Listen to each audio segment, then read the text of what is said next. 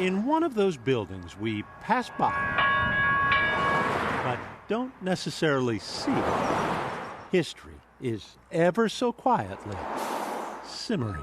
It's a big day. A new day for the old building at 45th and Hiawatha. This is an amazing opportunity. And for the African-American firefighters. Long time coming. Following in others' footsteps. The old staircase, that's all original. More than a century has passed since the building they are seeing for the first time was built to be Minneapolis's first and ultimately only all-black fire station. It was opened in 1907. Joseph Waters is the firefighting historian who's been doing the research on the men who served here. Oscar Clark, Archie Spence, and James Cannon Just 3 found in the records so far. served this station their entire career. But Joseph says potentially dozens of African Americans worked and lived in this space over the 34 years Station 24 was open. They broke the ground for us. Charles Rucker joined the Minneapolis Fire Department 21 years ago, This is what would be called the engine. where he's risen to the rank of fire motor operator. If the system was in place how it was back in the day,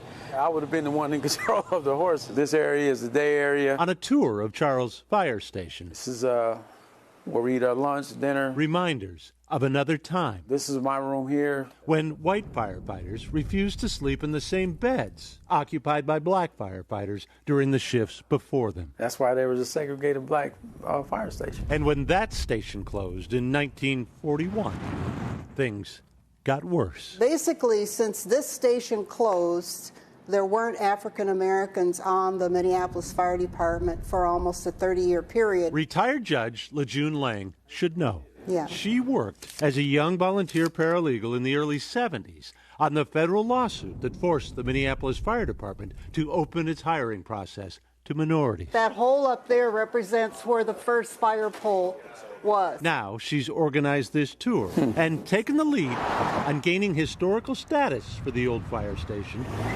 to protect it from demolition as the neighborhood redevelops around it. These are the original boot lockers John Bean, that the firemen would use. who currently owns the building he leases to others, Captain's room. is supportive of the effort to preserve it, as is This is the basement. the Minneapolis African American Professional Firefighters Association, Yep. of which Charles Rucker is president. This is very emotional because they paved the way for us to be on the job and have these nice careers that we're having so we can raise our families and serve the community.